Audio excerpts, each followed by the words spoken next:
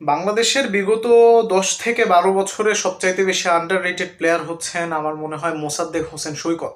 এবং আরেকজন প্লেয়ারের নাম আমি বলতে পারি আফিফ হোসাইন ধ্রুব। হ্যাঁ, আপনি এখন আমাকে অবশ্যই বলবেন যে মোসাদ্দেক হোসেন সৈকত কিংবা আফিফ হোসাইন ধ্রুবরা যখন বাদ পড়েছিলেন তখন আসলে তারা লম্বা সময়ে খুব একটা ইম্প্যাক্টফুল নক না খেলতে পারার কারণেই বাদ পড়েছিলেন। তবে সত্যি কথা বলতে এটা সত্যি কথা, আপনি আমি আমি বিশ্বাস করি, আমিও এগ্রি করি এটার সাথে। তবে তারা আসলে আন্ডার রেটেড, কারণ বিশেষ করে আফিফ হোসেন ধ্রুবর যে ক্যালিবারের প্লেয়ার, ধরেন লিটন কুমার দাসকে আমরা ক্লাসের জন্য যেভাবে হাইলি রেট করি, আমি থেকে শুরু করে ধরেন বড় বড় যারা ক্রিয়েটর আছেন কিংবা অ্যানালিস্ট থেকে শুরু করে কিংবা বড় মঞ্চে পারফরমেন্স করেছেন টুকটাক, কয়েকটা মেমোরেবল নক আছে, কমেন্টেটররাও ভূয়সী প্রশংসা করেছেন।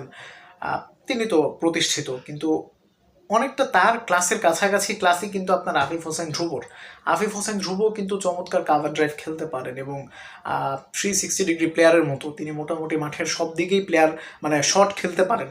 আমি বলছি না তিনি আসলে 360 ডিগ্রি প্লেয়ার, তিনি সব দিকেই শট খেলতে পারার মতো দক্ষতা রাখেন, মোটামুটি সব দিকেই তিনি শট খেলেন। একটা ভিডিও আছে আপনারা প্রিন্স ভাইয়ের আইডিতে, খুব সম্ভবত ভিডিওটা এখনও হয়তো আপনার হচ্ছে পিন করা আছে, নিউটেরিক টকিসের ফাউন্ডার অ্যান্ড সিইও।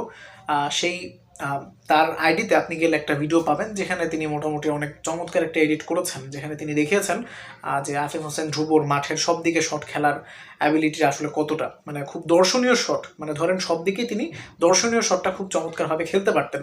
সো আমার কাছে মনে হয় একজনকে ওই ক্যালিবারের একজন প্লেয়ার, ধরেন ক্লাসিক ব্যাটার বাংলাদেশে রাডারে খুব কমই আছে। লিটনের পর আপনি কয়েকটা নাম পাবেন, তানজিদ তামিমের নাম পাবেন, আফিফের নাম পাবেন, আর হচ্ছে আপনার তামিমের নাম পাবেন, আরেকজন আজিজুল হক তামিম, তিনিও মোটামুটি জাওয়াদ আবরারের নাম পাবেন, সরি।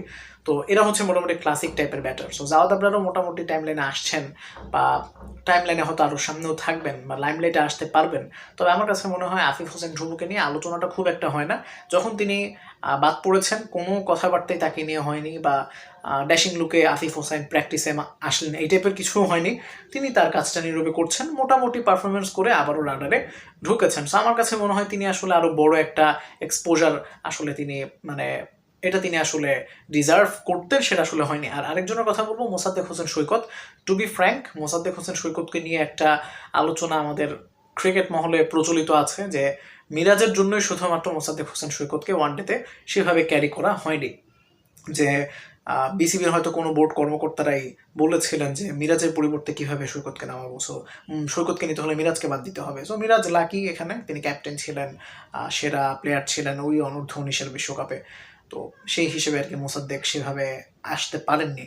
তবে আমার কাছে মনে হয় মোসাদ্দেক হচ্ছে ওয়ানডেতে 6, 7, 8 এই তিনটা 8 তো না, 6, 7 ফিনিশিংটা ভালো করতে পারতেন, সেভাবে তিনিও আসলে এক্সপোজার পাননি। আর হচ্ছে বল হাতেও খারাপ না, আমার মনে হয় তার ব্রেইন কিছুটা মিরাজের চাইতে ভালো, মানে তিনি ব্রেইন খাটিয়ে বল করতে পারেন, বল করার সময় কিছু ছোটোখাটো ভালো পারফরমেন্স আছে, ঠিক আছে। সো আমার কাছে মনে হয় এই দুইজন প্লেয়ার ক্লিনিক্যালি আসলে আন্ডার রেটেড। আর তাইজুল আমার কাছে মনে হয় আসলে ওভার রেটেড, তাইজুলকে যথেষ্ট ভালো রেট করা হয়। অনেকে এখনও মনে করেন তাইজুল আসলে অবহেলার শিকার হয়ে ওয়ানডে টি-20তে চান্স পান না। আসলে তাইজুল ওয়ানডেতে আমার মনে হয় জায়গা হারিয়েছিলেন নাসুমের কাছে, হ্যাঁ, ওই ওয়ানডে ফরম্যাটের এশিয়া কাপে সবশেষ যেটা হয়েছিল সেখানে।